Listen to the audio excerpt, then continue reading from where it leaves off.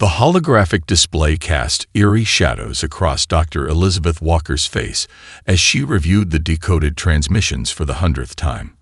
Her eyes burned from hours of staring at the rotating genetic sequences, but she couldn't look away. Not now. Not when she finally understood what she was seeing. "Computer, overlay pattern Alpha 7 with the colonial medical records," she commanded, her voice barely above a whisper. The display shifted, combining two data streams into a damning revelation. The genetic markers were identical. This wasn't a natural mutation. This wasn't an accident. This was murder. Elizabeth's hands trembled as she accessed the classified terminal, entering her Level 5 security credentials. 20 years of diplomatic relations with the Galactic Concordat, 20 years of technological exchange and cultural integration, all built on a foundation of lies. The disappearance of humanity's first extrasolar colony hadn't been a tragic miscalculation or an unfortunate encounter with an unknown pathogen. The Concordat had known exactly what they were doing. She pulled up the original colony manifest. New Eden, they'd called it. 5,000 souls, including some of Earth's brightest minds, all volunteering to establish humanity's first foothold among the stars.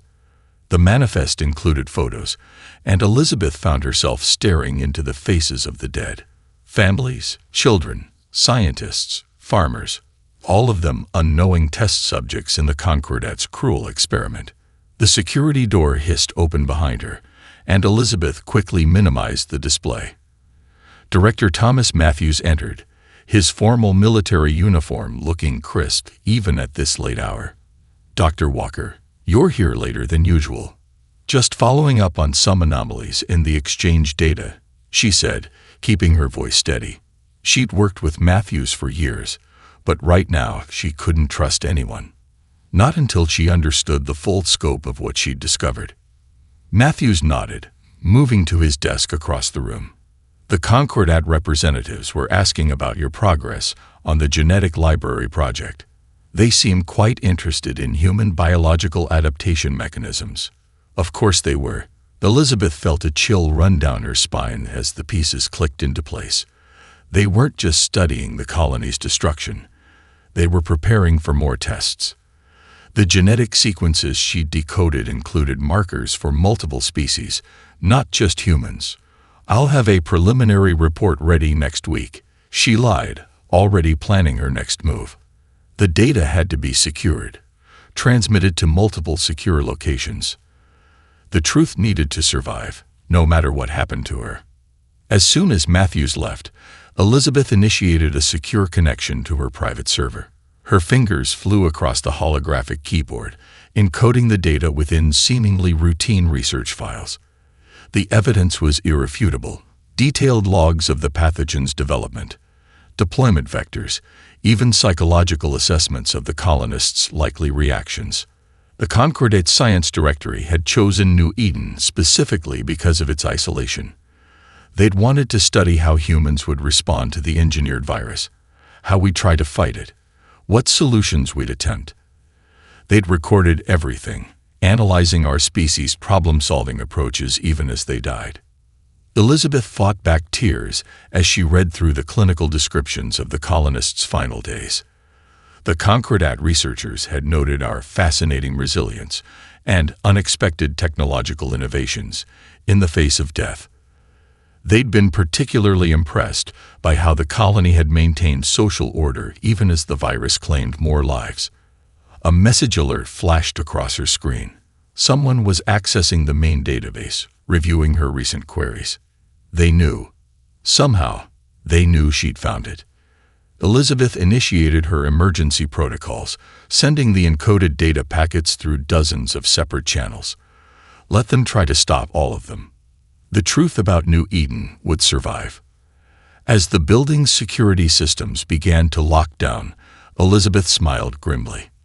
The Concordat had made one crucial mistake in their calculations. They'd assumed that humanity would break under pressure, that we'd fragment and turn on each other when the truth came out. They were about to learn just how wrong they were. The last data packet transmitted just as her terminal went dark. Somewhere in the facility, alarms began to sound. Elizabeth Walker sat back in her chair and waited for what would come next. The truth was out now, and humanity would soon discover what had been done to our people. The galaxy would never be the same. Captain Sarah Mitchell of the Montana's Pride stared at the derelict escape pod through the bridge's main viewport. After 2 decades in the void, its hull was scarred by micrometeorite impacts and cosmic radiation. The pod's identification markings were barely visible, but what remained made her blood run cold. New Eden colony ship. Life support status, she asked, keeping her voice steady despite the gravity of their discovery. Lieutenant Jackson's fingers danced across his console. 1 functional cryopod, Captain. Bio readings are strong, but he hesitated. The neural activity is off the charts. Whatever's in there, it's dreaming. The Montana's Pride was a deep space salvage vessel, not a research ship, but Sarah knew the protocols. Any trace of New Eden had to be reported immediately. 20 years of questions were about to be answered. Bring it in, she ordered. Full quarantine procedures. The ship's recovery drones made quick work of securing the pod. Through the quarantine bay's observation window, Sarah watched the medical team carefully breach the ancient seal. Inside, trapped in the amber glow of cryostasis, lay a woman in a colonial medical uniform. Her name tag read Dr. Amanda Reynolds, Chief Medical Officer. She's coming out of it, the medical officer reported, brain activity stabilizing. Wait, there's something else. Her neural implant is active. The woman's eyes snapped open, and she lunged forward with a desperate gasp. The medical team rushed to steady her as she tried to speak, her voice raw from decades of disuse. The children, she rasped. Did any of the children make it? Sarah felt her heart break. Dr. Reynolds, I'm Captain Mitchell of the Montana's Pride. You've been in cryosleep for 20 years. We thought everyone was lost. Amanda's eyes focused, taking in her surroundings. 20 years. Her hand went to the neural implant at the base of her skull. Then it's all still here. Everything I recorded. Everything they did to us. The medical officer's console began beeping urgently. Captain, her implant is transmitting. The data stream. It's massive. New Eden wasn't an accident, Amanda said, her voice growing stronger. The Concordat. They used us. Tested us. I was the colony's medical officer. I saw what their weapon did to our people. But I did more than watch. I tracked it. Documented it. And then I found their facility. Sarah's blood ran cold. What facility? The place where they made it. Where they're still making it. Amanda's eyes blazed with 2 decades of frozen fury. They think they destroyed all evidence of their experiments, but they didn't know about my enhanced implant. I recorded everything. The facility's location, their research data, their other test subjects. It's all here. The ship's computer churned through the data streaming from Amanda's implant. Star charts, research logs, security protocols, a complete blueprint of the Concordat's secret biological research station. They're still operating, Amanda continued, her voice breaking. Still testing on other species they consider expendable. The facility. It's hidden in plain sight. A world ship in the outer rim, disguised as a cultural exchange center. Sarah hit the ship-wide communication button. All hands, prepare for emergency burst transmission to Earth Command. Priority black. She turned back to Amanda, who was now standing despite the medical team's protests. Dr. Reynolds, Earth needs to know everything. But first, your son, James, he's alive. He's a colonel now, leading our advanced research division. Tears streamed down Amanda's face. He was 10 when I left, when they made us leave Earth. Her hands clenched into fists. Does he know about what really happened? He will now, Sarah said softly. We all will. And the Concordat will learn what happens when you murder human children and leave a witness behind. The Montana's Pride's engines roared to life, setting course for Earth. In the medical bay, Amanda Reynolds began to tell her story, 20 years of frozen truth thawing into burning justice. The galaxy's reckoning was about to begin. Colonel James Reynolds stood before the sealed laboratory doors, his mother's neural data crystal clutched in his hand. Behind him, Earth's most brilliant minds waited in silence. They were an unlikely army: geneticists, quantum physicists, neural engineers, and every single one had lost someone on New Eden. "Begin recording," he commanded, his voice steady despite the weight of the moment. Operation Silent Vigil, Phase 1 initiation. The crystal contained more than just evidence of the Concordat's crimes. His mother had stolen their secrets, their technologies, their understanding of neural architecture. Now, 20 years later, they would use that knowledge against them. The laboratory doors parted, revealing a vast chamber filled with experimental equipment. At its center stood a single containment pod, pulsing with a soft blue light. Inside, suspended in a nutrient bath, floated what looked like living mercury, the first generation of human-engineered quantum nanites. Dr. Sarah Harrison, lead developer of Project Nemesis, approached the display console. "The latest test results are promising, Colonel.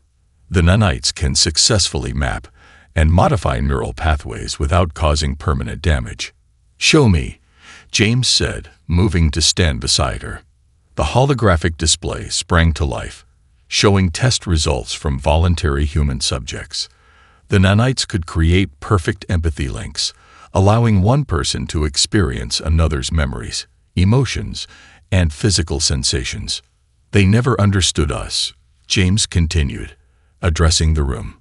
"The Concordat thought they were studying human weakness when they murdered our people. Instead, they gave us the tools for their own undoing." On the main screen, footage from the Concordat's diplomatic reception played. Their representatives smiled, nodded, accepted human apologies for recent diplomatic tensions.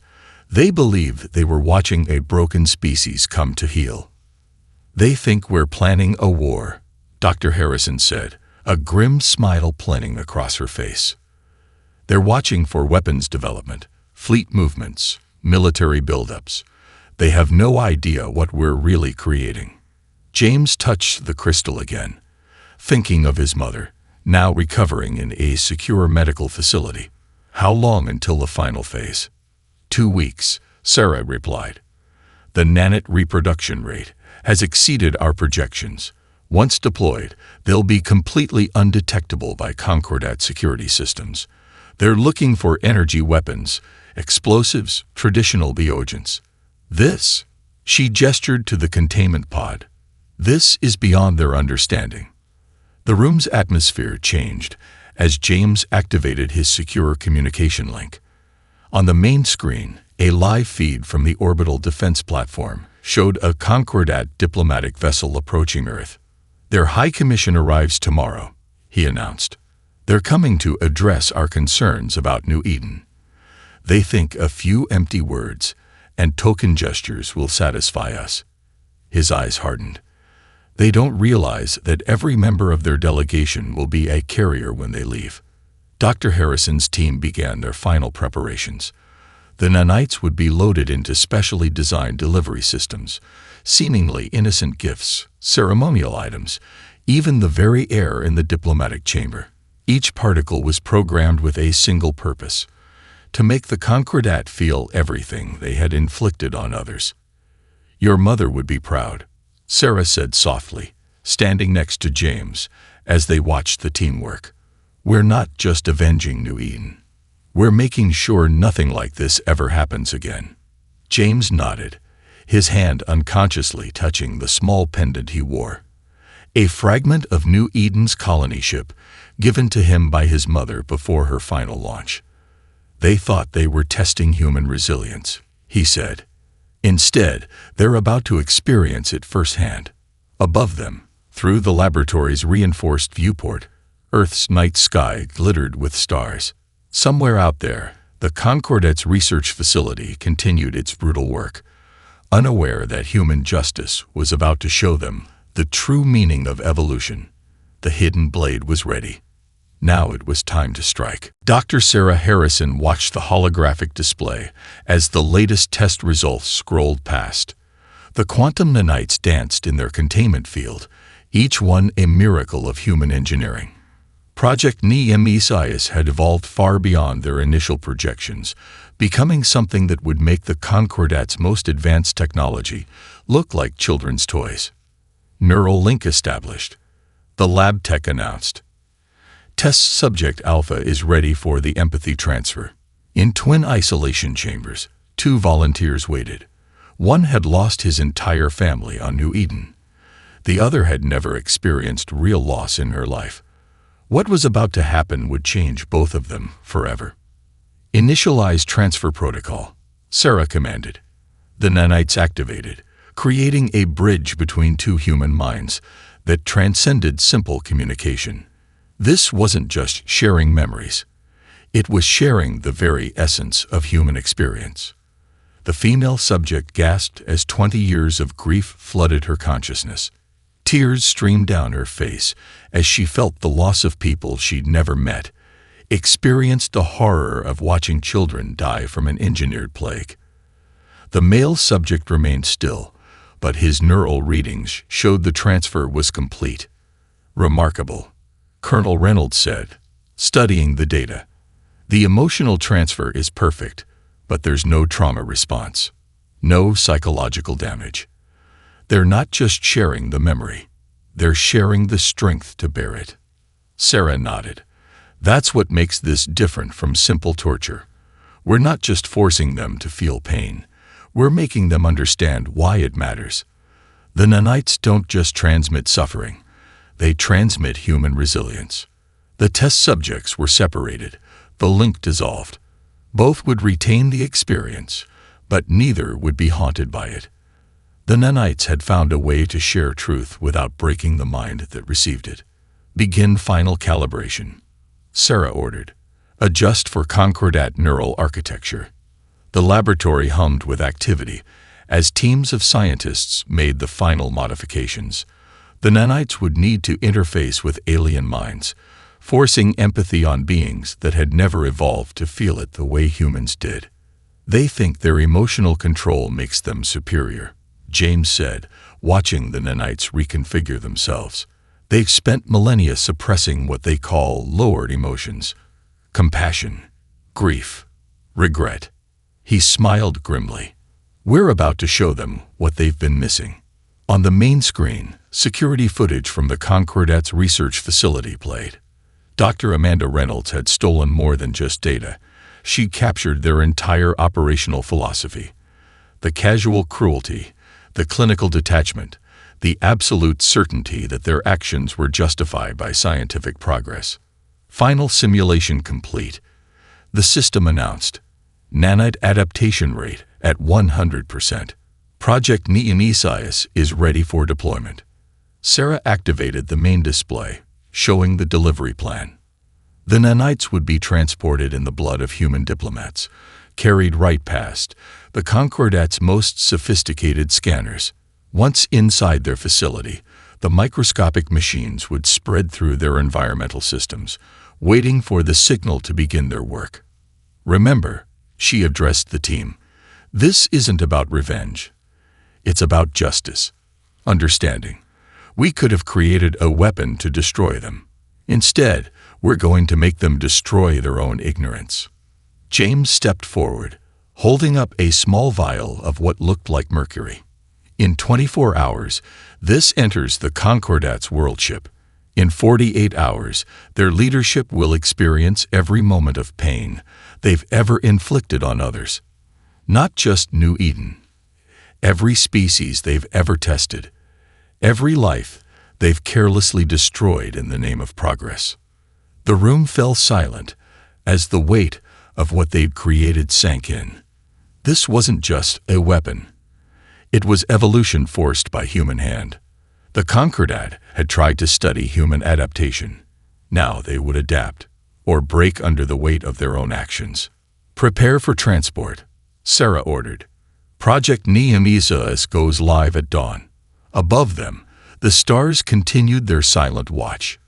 Humanity's perfect weapon was ready, not with a bang, but with the quiet certainty of justice long delayed. Catherine Reynolds stood before the Concordat's security scanner, her diplomatic robes flowing with each movement.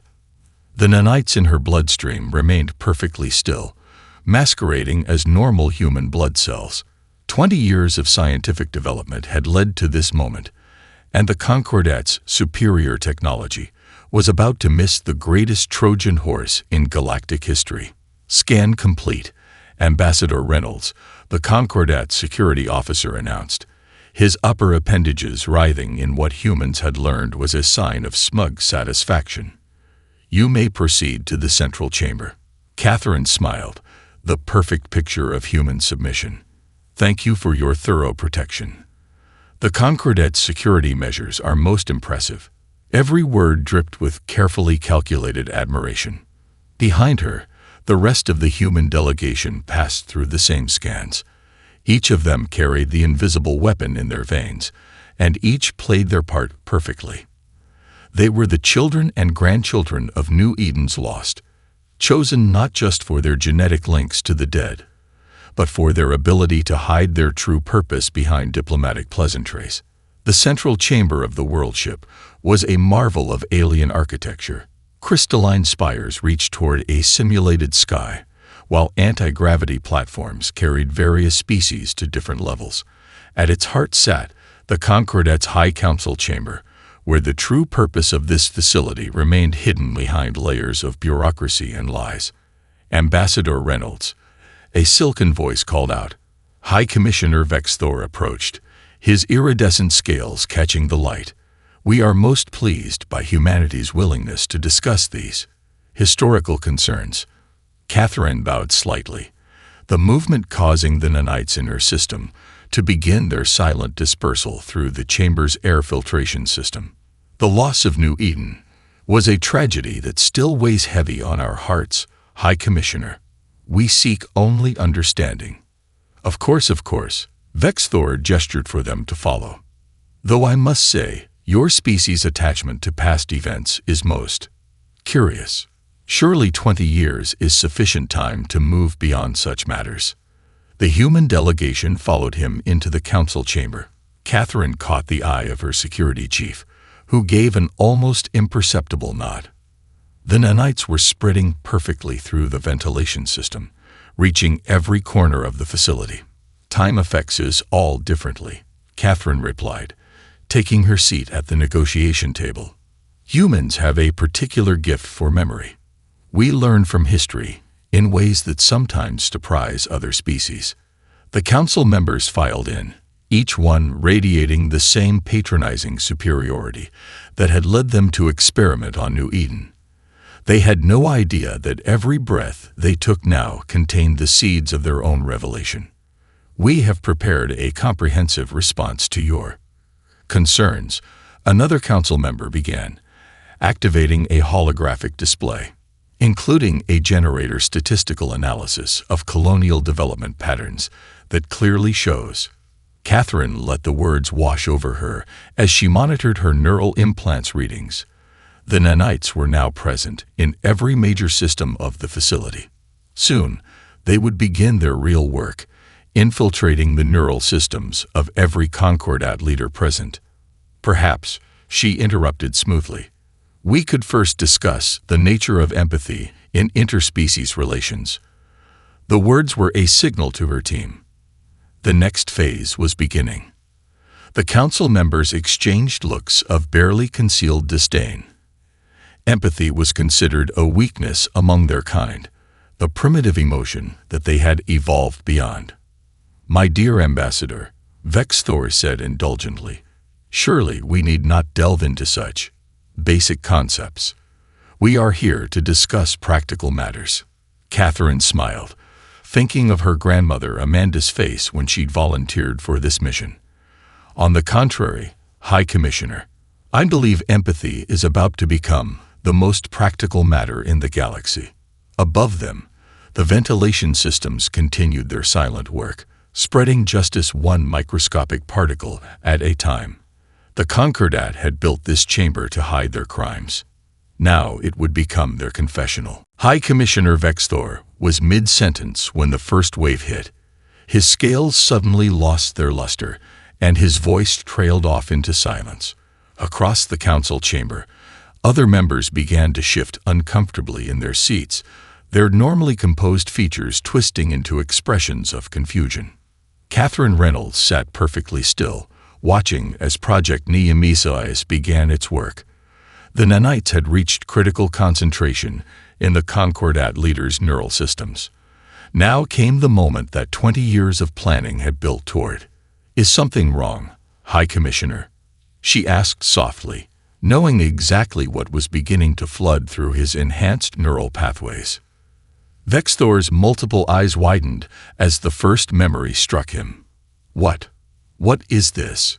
he whispered, his translator unable to fully convey the horror in his voice. I can feel them dying." "Those were the children of New Eden," Catherine said, her voice carrying through the now silent chamber. "Specifically, the 342 children under the age of 10 who died in your scientific study. You're feeling what they felt every single moment." Around the table, other council members were beginning to react. Some gripped their seats with rigid appendages, while others made sounds their translation systems couldn't process. The nanites were working perfectly, creating neural bridges to every memory of pain they had ever inflicted. "Make it stop," one of the junior council members pleaded, their normally blue skin turning pale. We never meant for us to know." Catherine stood, her diplomatic mask falling away. "Or never meant to feel the consequences of your actions. The nanites are showing you everything. Not just New Eden, but every species you've tested, every life you've destroyed in the name of your precious research." Security forces burst into the chamber, weapons drawn. They froze when they saw their leaders writhing in their seats, trapped in a web of their own memories. "Don't bother," Catherine's security chief said calmly. "Your weapons can't fight this. You can't stop someone from knowing the truth once they've learned it." Vexthor had collapsed onto the table, his usually precise movements now erratic.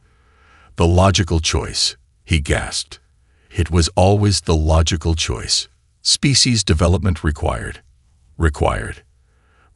understanding," Catherine finished for him. "And now you understand everything. Every parent watching their child die. Every species you deemed expendable. Every moment of pain you dismissed as necessary data."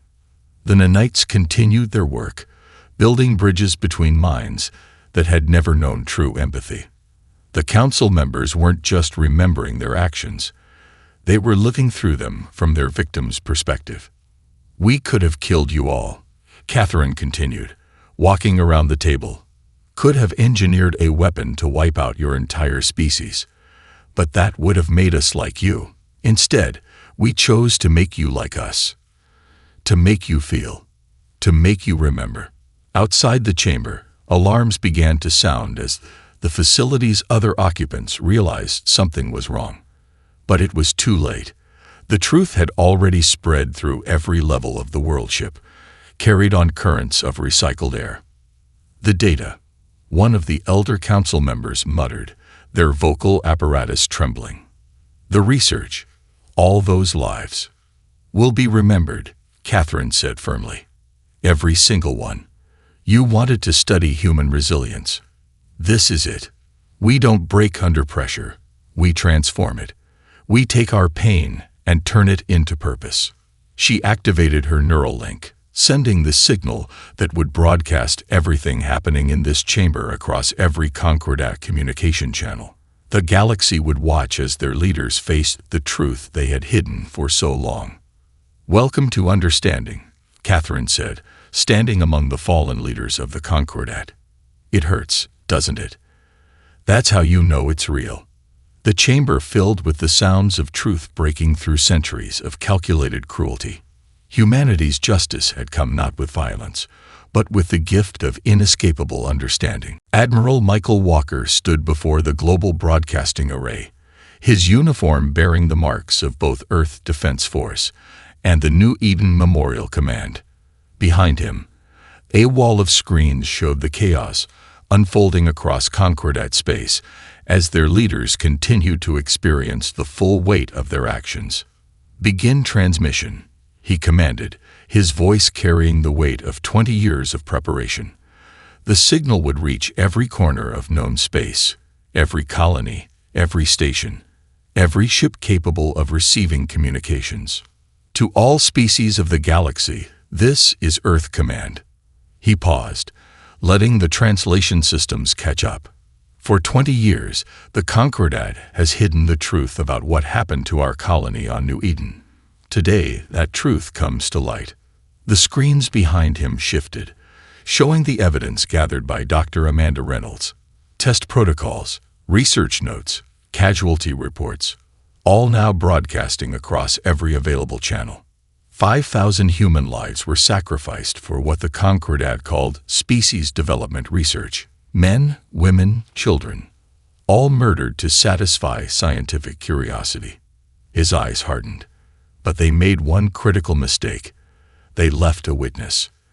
The feed cut to live footage from the Concordat worldship.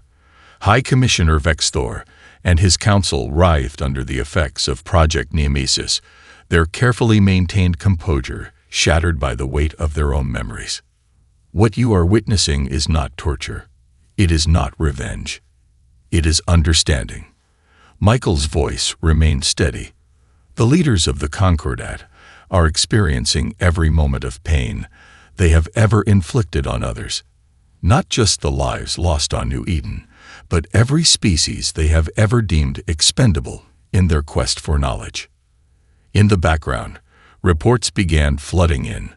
Across Concordat space, research facilities were shutting down as their personnel faced the reality of their actions. Species long suppressed were rising up, finding their voice as their oppressors collapsed under the weight of forced empathy. Humanity could have chosen destruction, Michael continued. We had the power to annihilate those who harmed us. Instead, we chose justice. We chose to make them understand the cost of their actions.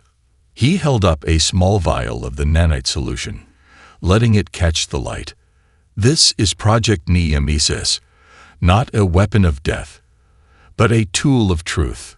It forces those who have never known empathy to experience the full depth of human emotion, to feel what they have made others feel. The screens showed more footage.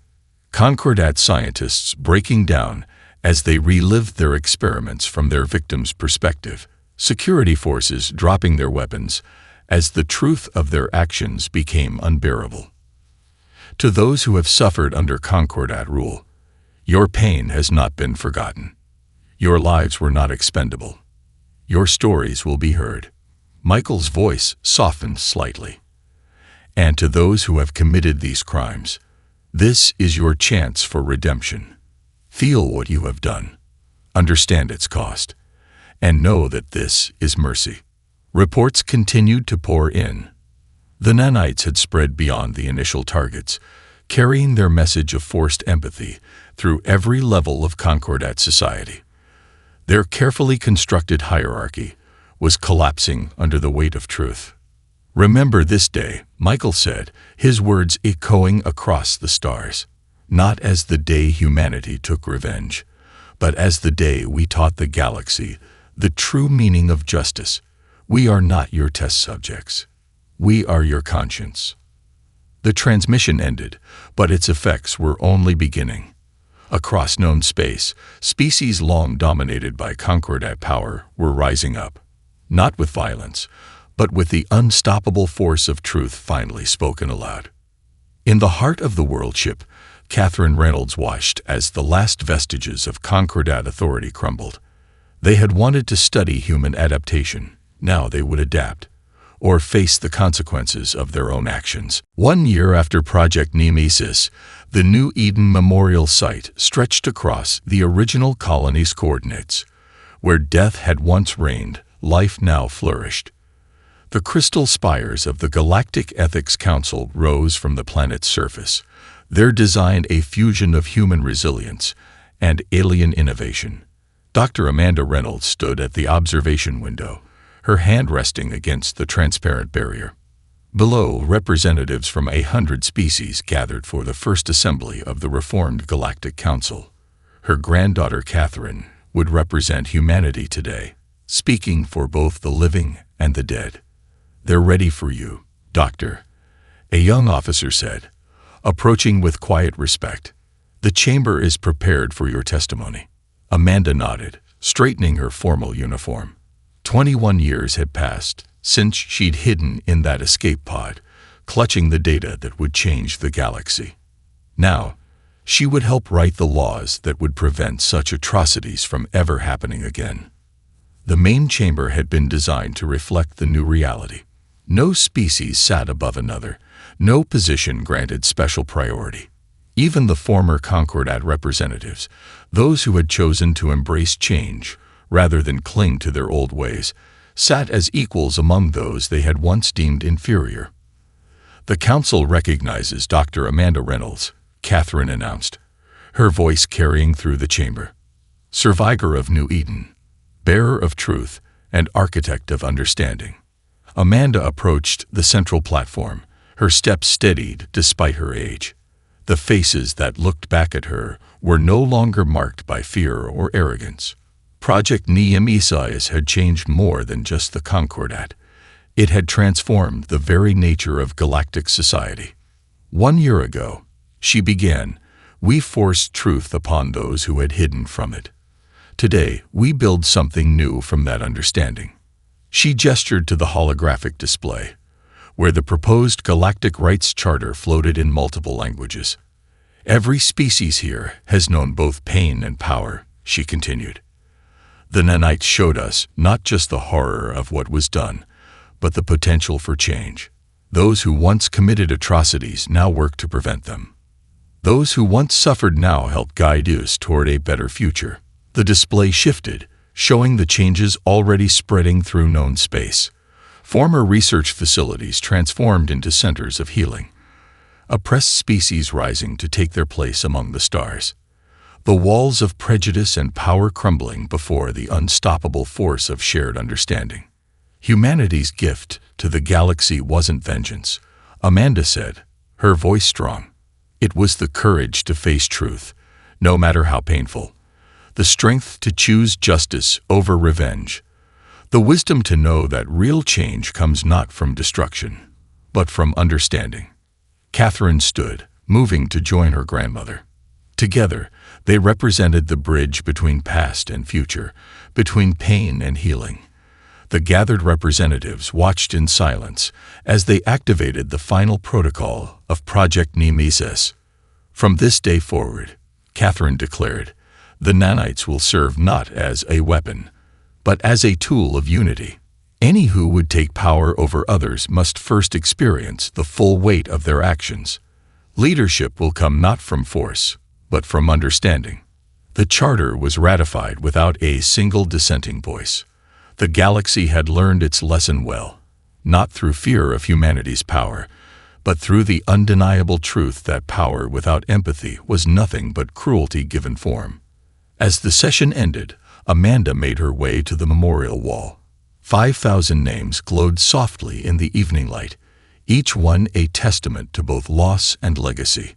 Her hand found her son James's name among the living, listed as one of the architects of Project Nemesis. "We did it," she whispered to those who could no longer hear. "We made sure you were remembered. We made sure it mattered." Above the council chamber, the stars shone more brightly than before. Humanity had indeed settled its score, but not through fear or fire. They had changed the galaxy by forcing it to feel, to remember, to understand. And in that understanding, they had found something greater than vengeance. They had found hope.